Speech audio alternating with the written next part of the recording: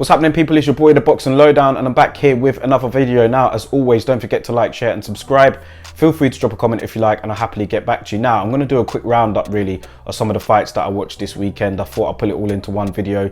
Let's start off with Triple G against Ryota Murata, man. Salute to Triple G.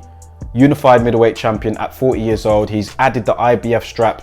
No, he's added the WBA strap to his IBF belt, defeating Ryota Murata in the 9th round with a TKO, corner through the towel in. Triple G, man, turned 40 years old the day before this fight. Do you know what I mean? He's been in the game for a long time, had a fantastic amateur career, had a great professional career as well. He even said before the fight, if I was to retire now, I'd be happy and satisfied with how my career had gone. And so he should be. Do you know what I mean? You know, consecutive knockout wins, went on a long KO streak, beat Hopkins with the middleweight title defenses, and in terms of how many defenses he made. And on Saturday night against Murata, he actually looked his age for the first 5 rounds. I was actually getting a bit concerned looking at it, because I know that Murata wasn't really on the same level as Triple G, man. I know he holds a belt. I know that he did have a good amateur career as well. But in terms of, you know, both of them in the ring together, I just think that Triple G was always a level above. And for the first 5 rounds, though, it was ultra competitive. I thought that Murata was hurting Triple G to the body. Something Derevyanchenko did as well. Something that I noticed, he hurt Triple G to the body. So maybe that body is becoming vulnerable the older he gets. People weren't necessarily able to get to the body with Triple G beforehand, but now we're starting to see it a bit more. Those first 5 rounds were a bit of a struggle. I'm not saying Triple G lost every round, he didn't, but it was a bit of a struggle. He came out of that, he upped the levels, he stepped it up a gear. Murata couldn't keep up. Triple G started to pull it on him. He had Murata on the ropes a few times. And in the 9th round, it was very conclusive, the ending, man. The round before, you could see Murata was starting to wilt under the pressure. Triple G was throwing those looping shots as he does. And he's still got a solid jab. He's still got great technique and fundamentals. And he's still got the power. You know, the shot that ended Murata, man, I mean, he almost turned away, went down on one knee on the floor, and then the corner through the towel in. Triple G becoming the unified middleweight champion.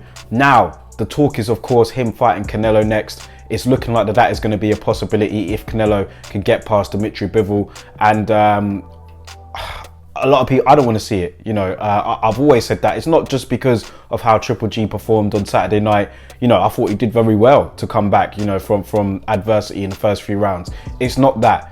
I just didn't want to see the trilogy anyway. But I know that a lot of people on Twitter and everywhere else were kind of against this fight now, because they could see that Triple G is obviously not in his prime. He's 40 years old, but he's going to take that Canelo fight. Of course he is, and why wouldn't he? It's a great money fight to, you know, probably end his career. And he probably feel, well, most of us feel that he did beat Canelo the first time round, but some will argue that he won the 2 fights with Canelo. So Triple G, of course, is going to want to take it. Canelo, if he does beat Bivol, that fight is looking like it will happen later on in the year. So yeah, a bit of conflict there with regards to people wanting to see that fight or not. People didn't want to see Fury Wilder 3. Do you know what I mean? People did not want to see that, and look how great that 3rd fight was. So who knows, man? Should we really deny Triple G that opportunity, even though a lot of us will think that this will be the one where Canelo could possibly win this conclusively and maybe even stop Triple G?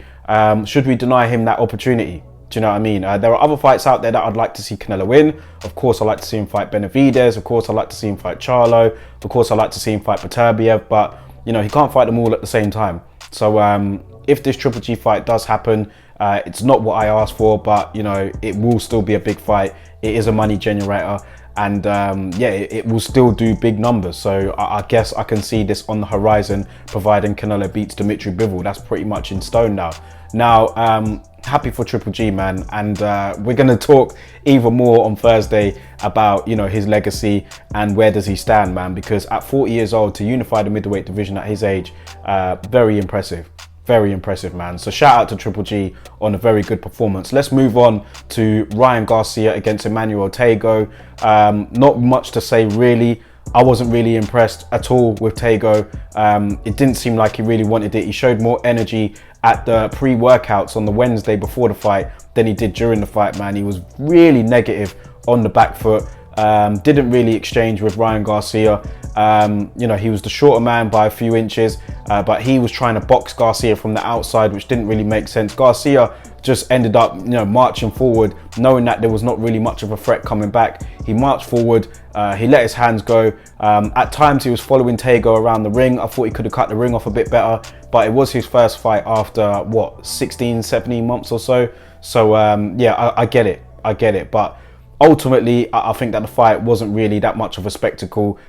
Went all the 12-round distance. Tego did at times, you know, mix it up with Garcia, but it wasn't much. It was more get off me punches rather than, you know, asserting your authority. So yeah, Garcia gets the win. It's his first one under Joe Goosen. He's now back on the scene. Let's see what he does with it. Tego wasn't very impressed at all, but yeah, he hung out there and he survived for the 12 rounds. That's pretty much all I could say about that.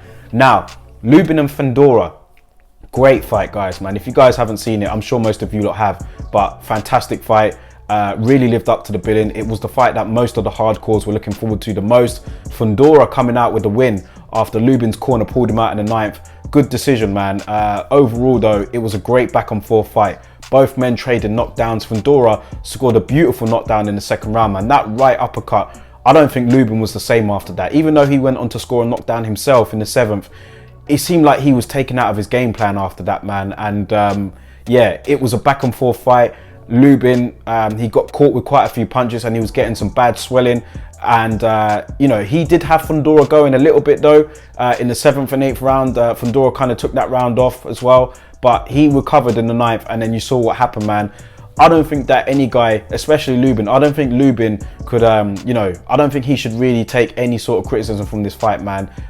He was a warrior in there and he'll bounce back. Do you know what I mean? Fighters are allowed to take L's nowadays, and you should show the heart and resistance that he showed in that fight. And he can come again. He's still young. Fundora is also young. He's 24 years old. He's going to be now in line to fight Jermell Charlo or Brian Castano. He is the WBC mandatory. And he bounced back. It was his toughest fight as well. He came through it. So it will only make him better. Do you know what I mean? And good win all round for him. But Lubin, I thought that he boxed very well. But after that 2nd round knockdown, man, I thought that he was kind of fighting against it. Even though he was boxing well to stay in it.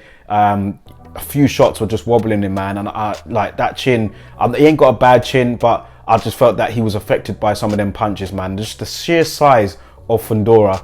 You know what I mean? Yeah, it was a lot. It was a lot to deal with. It's going to be a lot for anyone to deal with at junior middleweight. And he's an interesting addition to the scene, man. I mean, he's been on the scene, but he'll be an interesting, you know, opponent for Castano or Charlo, whichever one he fights. So, yeah, I like the junior middleweight division, man. I think that there are stars in there. Well, there's a lot of talent in there. And maybe not sort of star-studded talent, but there is talent there.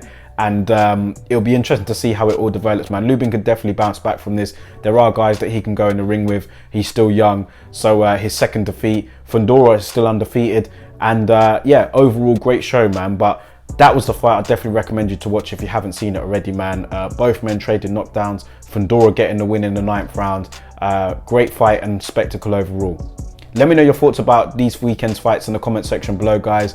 We've got a lot more fights to look forward to over the next few weeks. Of course, we've got Errol Spence and Yordenis Ugas taking place next week. We've also got Conor Benn in action next week. So yeah, there's loads of fights to look forward to, man, over the next few weeks. So strap up, let's get ready for it. And let me know your thoughts on these fights here in the comment section below. I'll catch you guys in the next video.